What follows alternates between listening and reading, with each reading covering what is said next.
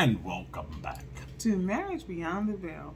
Do you know it's just a little bit over 100 hours left in this year? Wow, the year has really flown. Yeah. Rent, the song. 500 Seasons of Love is the title of the song. Yes. 525,600 minutes, 525,000 moments so dear. 525,600 minutes. How do you measure a year? In daylights, in sunsets, in midnights, in cups of coffee, in inches, in miles, in laughter, in strife. 525,600 minutes. How do you measure a year in the life? How do you measure a year in the life? Hopefully on key. Yeah, I think so. Whatever. Anyway. Right. A year in the life. And I like to sort of reflect back, especially this time, everybody's sort of off, it's a little laid back at the office. You're not doing so much. The Christmas has passed and you're not running and doing.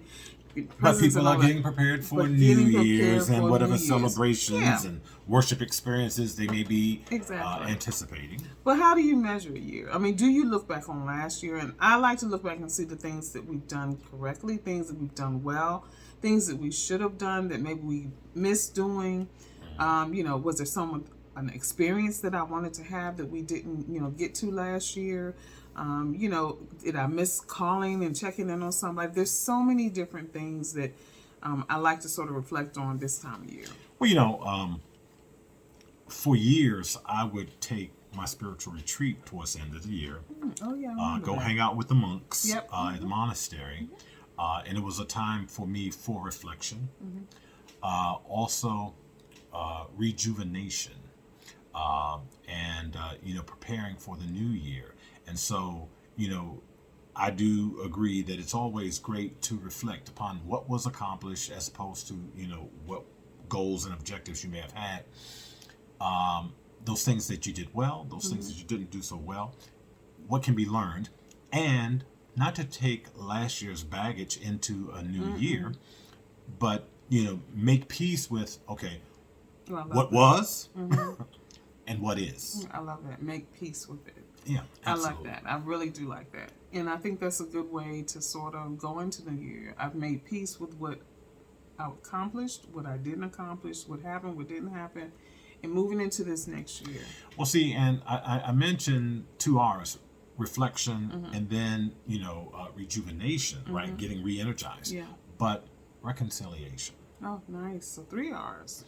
And that's the additional R I want to throw in because, during the course of the year, there may have been opportunities with friends, with family members, where relationships were damaged, challenged, weakened. Yes. And reconciliation, as Christians, we are called to a ministry of reconciliation. And so as we reflect and then prepare to get re-energized or rejuvenated for the coming year, if the Lord says the same. Right. Looking at, are there any relationships that I need to reconcile? Yeah.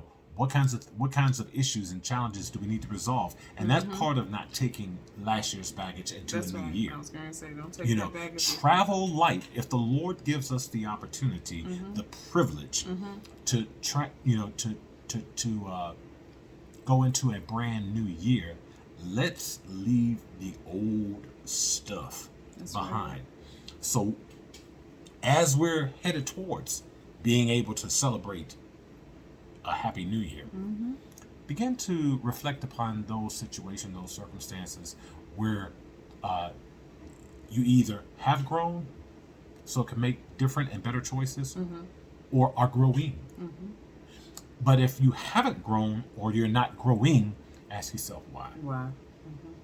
And it's really challenging to grow when you're weighed down with stuff that you're not willing to let go. So let's move into the next year. Just a little bit over 100 hours left. So until tomorrow, if the Lord says the same. Have a good evening. 5,000, 2,500, 600 minutes.